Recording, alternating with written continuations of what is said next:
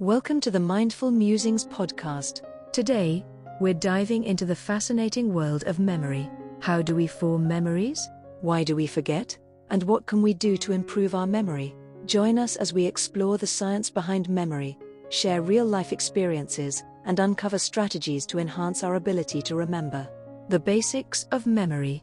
Memory is the process by which we encode, store, and retrieve information. It's a fundamental aspect of human cognition, enabling us to learn, navigate our environment, and build our identity. Memory can be divided into several types, each playing a distinct role in how we process information. 1. Sensory memory. Sensory memory is the initial, fleeting stage of memory that holds sensory information for a few seconds or less. It allows us to process and interpret sensory input from our environment. Real-life example: the glance of a lifetime. Imagine catching a glimpse of a beautiful sunset. The vivid colors and patterns are briefly stored in your sensory memory, allowing you to appreciate the scene before it fades away. 2. Short-term memory. Short-term memory, or working memory, holds information temporarily for analysis and manipulation. It typically lasts for about 20 to 30 seconds, and has a limited capacity, often described by George Miller's magic number of 7 ± 2 items. Real-life example: remembering a phone number. When someone tells you their phone number, you repeat it in your mind to remember it long enough to write it down. This is short-term memory at work. 3. Long-term memory. Long-term memory stores information for extended periods, ranging from hours to a lifetime. It has a virtually unlimited capacity and is divided into explicit, conscious, and implicit, unconscious, memory. Explicit memory includes episodic memory, personal experiences, and semantic memory, facts and knowledge. Implicit memory involves skills and habits, such as riding a bike or typing on a keyboard. How memories are formed. Memory formation involves several stages, including encoding, consolidation, and retrieval. 1. Encoding. Encoding is the process of converting sensory input into a form that can be stored in memory.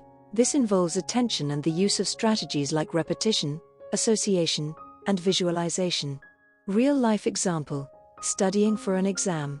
When you study for an exam, you encode information by reading, taking notes, and reviewing material. Using mnemonic devices and visual aids can help strengthen encoding. 2. Consolidation. Consolidation is the process of stabilizing a memory trace after initial acquisition. This often occurs during sleep, when the brain replays and strengthens new memories. Real-life example: sleep and memory. Research shows that a good night's sleep after learning new information can enhance memory retention. During sleep, the brain consolidates memories, making them more stable and less likely to be forgotten. 3. Retrieval. Retrieval is the process of accessing stored information when needed. Successful retrieval depends on the strength of the memory trace and the presence of effective retrieval cues. Real-life example: recalling a childhood memory.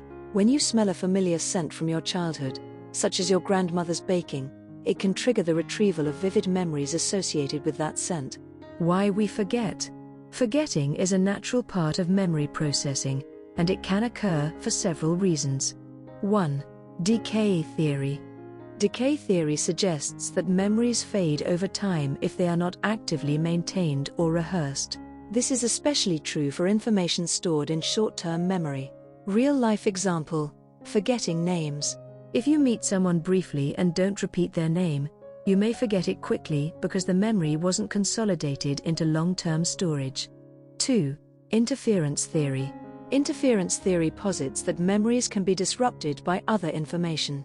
There are two types of interference: proactive, old memories interfere with new ones, and retroactive, new memories interfere with old ones. Real-life example: learning languages. If you are learning a new language, your knowledge of a previously learned language can interfere with the new language's vocabulary and grammar, and vice versa. 3. Retrieval failure. Sometimes, memories are stored but cannot be accessed. This can happen due to a lack of appropriate retrieval cues or the memory being weakly encoded. Real-life example: tip of the tongue phenomenon. You might know the answer to a question but struggle to recall it, experiencing a tip of the tongue moment where the information feels just out of reach. Enhancing memory. There are several strategies and techniques to enhance memory and improve recall. 1. Mnemonic devices. Mnemonic devices are memory aids that help organize and recall information. Examples include acronyms, rhymes, and visualization techniques. Real-life example, the method of loci. The method of loci involves visualizing a familiar place and associating each item to be remembered with a specific location within that place. This technique can be particularly effective for memorizing lists or sequences. 2. Spaced repetition. Spaced repetition involves spreading out study sessions over time rather than cramming. This technique takes advantage of the spacing effect, which improves long-term retention. Real-life example, language learning apps. Language learning apps like Duolingo use spaced repetition algorithms to help users retain vocabulary by reviewing words at increasing intervals. 3. Healthy lifestyle choices. A healthy lifestyle can support memory function. Regular exercise, a balanced diet, adequate sleep, and stress management all contribute to brain health and memory performance. Real-life example, the Mediterranean diet. Studies have shown that the Mediterranean diet, rich in fruits, vegetables, whole grains, and healthy fats, is associated with better cognitive function and a lower risk of memory decline. 4. Mindfulness and meditation. Mindfulness practices and meditation can improve attention and working memory by reducing stress and enhancing focus. Real-life example, mindfulness meditation. Research indicates that mindfulness meditation can increase the density of the hippocampus, a brain region involved in memory and learning, thereby improving memory retention and recall. Memory and aging. As we age, changes in the brain can affect memory. While some degree of memory decline is normal, there are ways to maintain cognitive function and mitigate age-related memory loss. 1. Cognitive reserve. Cognitive reserve refers to the brain's resilience to damage and its ability to compensate for age-related changes. Engaging in mentally stimulating activities can build cognitive reserve and protect against memory decline. Real-life example, lifelong learning. Continually challenging the brain with new learning experiences, such as taking up a new hobby, learning a language, or engaging in complex problem-solving, can help maintain cognitive function.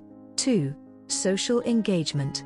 Social interaction is important for cognitive health. Staying socially active can provide mental stimulation and reduce the risk of memory decline. Real-life example, community involvement.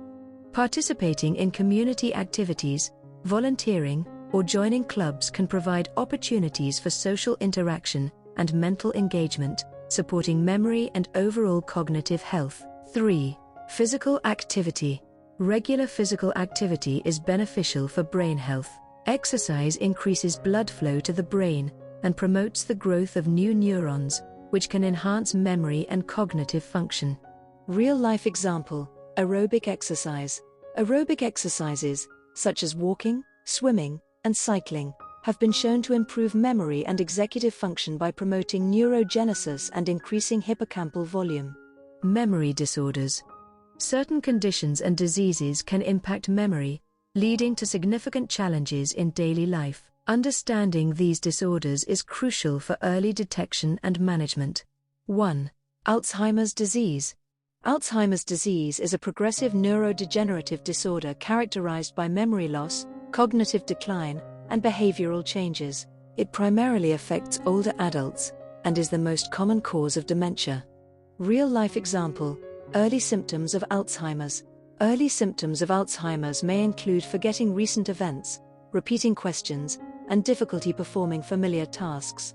Early diagnosis and intervention can help manage symptoms and improve quality of life.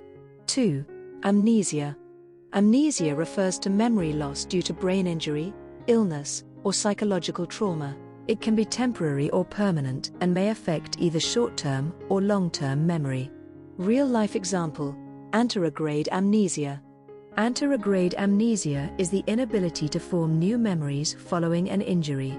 A famous case is that of Henry Molaison, HM, who lost the ability to form new memories after a surgical procedure to treat epilepsy.